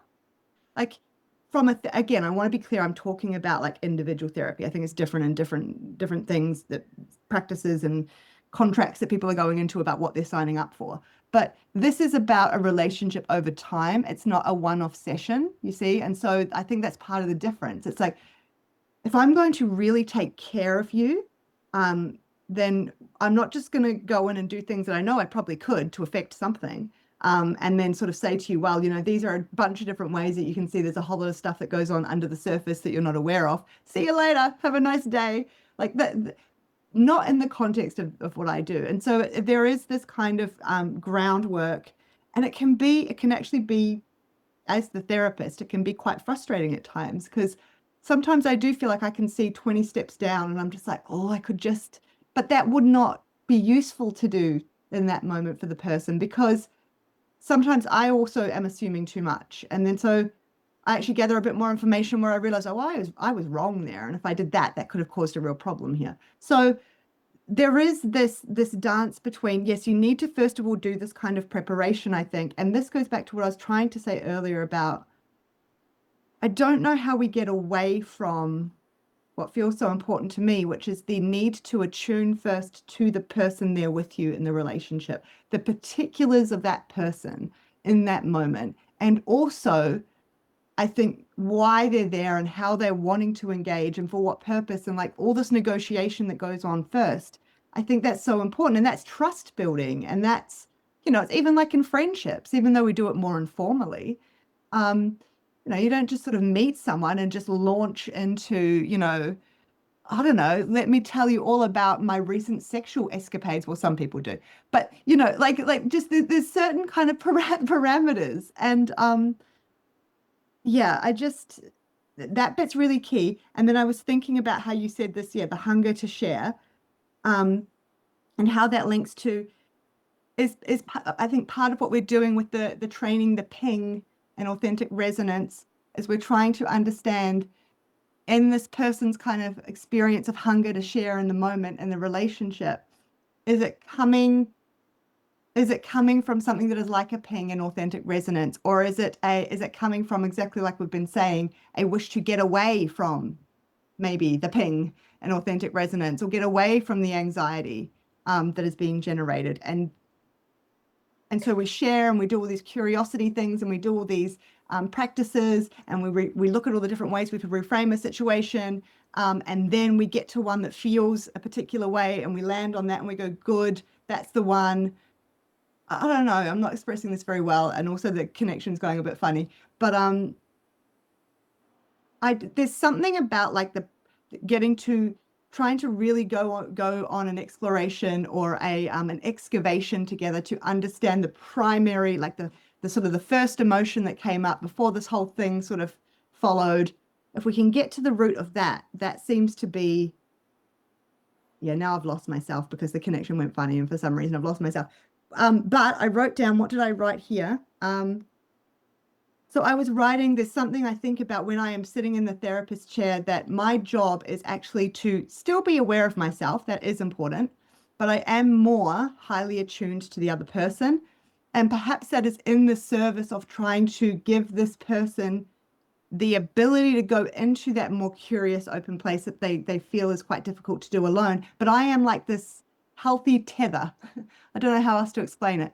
I kind of like, I am guiding slightly, and I am using my own ping maybe to be doing that is attuned to them. Like sometimes it does feel like I feel it for them.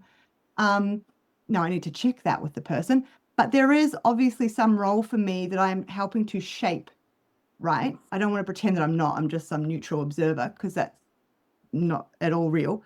But it's like, by having me there doing that, I'm helping to, they can go off into curiosity and they can explore, but it's got some kind of tether. I don't really know how else to explain it. And it is a unique relationship like that. Like the therapeutic relationship is unique. It is different. You can do those sorts of things, I think, in friendship and in, you know, in your partnerships. But one person does have to take a particular position to do that, right? And it's sort of like and affording someone else some more space in that moment, and you're going to take that position. Anyway, there's something healing about that, essentially. And that makes sense, because if you think about it, we're kind of just describing what a parent should be doing, right? So again, it just goes back to the idea of the like reparenting model. But yeah, I'll leave it there. I wigged out because the connection did, and I was seeing heads breaking apart, and I was having some kind of experience there. Done. Yep, done. Okay, very important. All right. So first, developmentally, we can think that we can talk about pure perception, almost associate this with, so you start as a child with a certain pure perception, kind of Kyoto school sort of thing. Then you're socialized into thinking. And for most people, they never get beyond a life in which thinking is covering perception, and they don't really develop agency by separating them, okay? So then perhaps you separate thinking and perceiving and realize, wait, these are actually distinct, and I actually can choose when to think, and you can kind of separate. And then the final step is going to be tied to thinking serving perception. I actually think that is the final, because otherwise it's entropic. If thinking is first, you suffer entropy. The only way to be primarily entropic and to actually have a feedback loop of self-sustaining energy is for thinking to serve perception. But now we have $1 million problem. All right. When do you think then? Okay. So basically, the only way to have curiosity, how do you have curiosity not violate the principle that thinking must serve perception? Okay. How do you even think at all, philosophy, or do any of this stuff in a manner that is not going to violate the principle that thinking must serve perception, okay? The key is that you can't choose to think, because if you choose to think, you are choosing to violate perception. When I am in a conversation with y'all are actually gifting me with manners by which to think without choosing to violate perception, because you are the determination by which I am responding to without choosing the violation. So the only way to deal with this problem is in relationship. The only way to do it. So for me, what the separation of perception and thinking means is I read the book that feels like it chose me more than me chose it. I think the thought that just pops out of nowhere more than the thought I think. My agency can't be deciding what I think. Other people that I encounter in surprise are what are stimulating my thinking. I don't choose what I think. I, in this conversation, find myself thinking things that I've never thought before because of you. Likewise, I'll see a book on a shelf that I just see, and it has this weird call on you. We've all had this experience where you suddenly, there's like a book calls on you, right? And that is weird. So I read that. I don't think about why I'm reading that. The thing that just, boom, comes forth. The thing that, this is the key. The only way to deal with the problem of having thinking serve perception and yet do all of these things that involve thought is by the grace of determination. The grace of the analyst sitting there that allows you to explore the curiosity, because you are not choosing to do the curiosity, and then it will be auto-cannibalistic and self-serving and all of these things. You, by being there, give me the grace to explore my curiosity and it not be my own choice and therefore egoic. How do you evolve the egoic? How do you avoid the egoic, right? Well, by having your thinking be a response to a determination, okay? Or something by determination, I mean in reality, like it's something you didn't choose, it's more determining. So what ends up happening is when you use your body in different ways, like Seth is teaching, you are encountering new determinations that stimulate thought in new ways that you didn't choose. You are undergoing new determinations, right? Because when you move your arm in this way and think on this side, you then have an experience you didn't know you were going to have, right? And so that stimulates. So you chose to lift your arm, but the determination is the unexpected thing that then occurs. You chose to be here in this conversation, but the unexpected thing is what comes up that you don't see occurring. The only way to deal with the problem of having thinking serve perception and yet nevertheless doing the work of thinking without it becoming egoic or without it eclipsing perception is in relationship, and by primarily being active in the world where you're letting the world manifest the determinations to which you then respond to with thought. And so your agency is not primarily identified with thinking. It's primarily identified with perception, the going through the world, the skillfulness, the surprise, the skill and the art. And thinking is in service of that. And so you are not egoically, and here's the key. That means you are egoically primarily identifying with what? Perception. But wait, you can't think perception. So you're egoically identifying with that of which makes the ego vanish. So the ego is, perception is how you get self-forgetfulness. And so you have the problem. What do you do with the ego? Like, what's the correct way to do with the ego? You're supposed to put it in perception.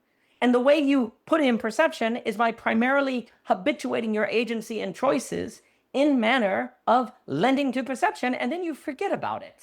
That's how you deal with the ego. You forget about it. You don't make a point to destroy it. That gives it attention. You use it like your thumb, as C.S. Lewis said. The point of the ego is the thing that you just use without even thinking about it, right? Well, guess what? In perception, that's what occurs. So you get the blend, the right middle between selfishness and selflessness in self-forgetfulness, right? And you do that by primarily making sure that thinking serves perception. And that means the only way, though, to do the work of thinking that you need to do in order to share, in order to actually engage in curiosity and intimacy and not have nothingness, is relation. And primarily living in a manner where you're not trying to choose things, but to have things choose you. To have a thing where you are responding. And then, therefore, you two are a kind of grace for me, because by y'all being here, I get to think these thoughts and explore curiosity and then not be egoic, because it is in response to the grace of the determination that you present. And that's what that's what friends do.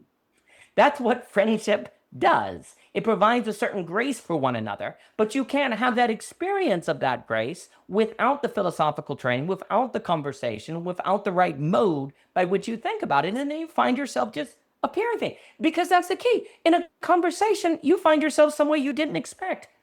Oh, you found yourself somewhere you didn't expect. Well, the thinking then is not auto-cannibalistic. It can't be the basis of itself. It can't be egoic. If you're ending up places you didn't mean to end up, well, then you know it's not just, it's beyond you. It's not just self-congratulatory, right? Well, that is a gift that you offer because you two are here. And that's when thinking then is able to avoid auto-cannibalism and in fact contributing to the creation of the conditionalism by which we find new agency and we're able to find and realize a new address. So I think that's very important. So thank you for being here. Well, that might be something like a place to end. I'll just point out that what Daniel just spoke to was kind of the reverse mirror of this example that Aspasia gave of the therapist who basically imposes concept on the client. And I mean, there could be all kinds of other examples. This might be something to come back to in the future, but although what I just heard Daniel say seems so clear to me, and when I say that, to refer to what I said earlier, it pings, like I feel a clear, like for me to say it feels clear is like, oh, okay, he's speaking words that resonate with how it feels in my body, which is why I trust what I'm hearing. However, I think that even though the subject that we're speaking about, for the most part, isn't even just brought up in the first place for most people, like thinking first, perception first, I don't think a lot of people are even stopping to consider. But I think if they would, for some, what Daniel's saying would feel counterintuitive, and it would feel like for me to allow perception to lead me essentially through the world, there's a trust I have to have, because I think for the therapist who wants to do all the special techniques, the security is to be found in, I know these techniques, I've been trained, and this allows me to shine. The problem is it puts this very narrow frame on what can happen. All that can happen is I can put my techniques on you right now, and either they work to make me look like the brilliant therapist, or there's something wrong with this client. Maybe they don't respond to therapy. But the leading with perception, I guess I'm just saying there could be for a person a fear of ending up in that place that I didn't expect to be. And so in order to really, it's one thing for me to hear what Daniel's saying and say, yes, I think that's how it works. It's another thing for me to commit to live that way. Right? Which really is, I think, a confrontation with fear. But then you can have these beautiful experiences of flow or a conversation with friends that, feels good. And then you just kind of realize, oh, I wasn't really thinking about it. And it just worked out. And it's still, even after that, might feel a little counterintuitive to say, well, let me just repeat that. Let me just keep not really thinking about it and just following. I'll just pick whatever book off the shelf that seems to sing to me and I'll just read it. But potentially there's a really good life. There's a life with a lot of authentic resonance waiting for us if we do that. But I do think that it really, just the idea of it, even if it made sense, there's still something to confront in order to get there. So anyway, maybe that's something to come back to. I would love to come up to go Daniel. I was just going to say, the main barrier to a life that is led by perception is fear, because fear is the opposite of faith. Because if perception is leading thought, then you're living by faith. It is which is courage. The word for faith is courage. It is 100%. The main barrier to having perception leading thinking is fear, 1,000%. And the opposite of fear is courage. So yes.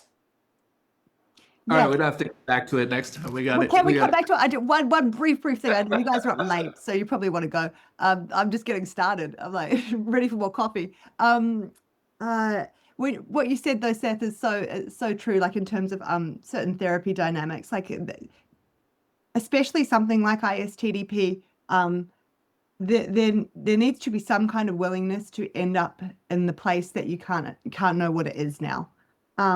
And that is usually what you end up, that is part of that careful groundwork at the start, is the really getting clear that, yeah, that's what we're talking about, right? And there's no pretending otherwise. And I think lots of it, and actually confronting that bit first and getting, and some people choose at that point the off ramp. They're like, no, I don't want to do that. And that's okay, but at least they chose it, right? At least they had the, right. And I respect that, but it would be unfair to just launch over that. But I will say that, yeah, that one of the ways that this plays out, people that are trying to even unconsciously avoid ending up in a place that they couldn't have predicted, is they say that's fine, everything's fine, I'm willing to do that. And then they run the whole session. They don't need me. They're just going, I'm trying to get in there and point out, you realize how you ask a question and answer it for yourself. Oh, and they're talking over me and getting louder. And, like, it's just, they run the whole session. They do, and this is usually reflective of what they do in relationships. They do both parts of the relationship, which means that the other can never get in or affect them, which is probably the whole point that developed in the first place, and it allows them to be in control of how much they let out. Looks like I'm doing lots of things, looks like I'm being vulnerable. Look at me talk, look at me tell you all these things, but they're never allowing anyone to have any input and ask questions and probe further or go that way, or because they just do it all. And they don't, and this is a defense. We could talk about it sometime. It's really interesting. This is a series of defenses that go hand in hand that we see a lot in therapy. And so actually being able to confront that with a person and work on it in the therapy relationship is so key. Yes, this has been really beautiful. And I just, especially here at the end, I just felt full of love for both of you. And I'm just so grateful. However we found each other in this ongoing series, however we fell into this is just I Didn't think know we were going to end up here. hey, Here we are. So we didn't know we were going to end up here. we didn't, And that's fate. and we don't know where That's we're fate, going. not fair. And we don't know Exactly. where we're going. Authentic resonance guides. Yeah.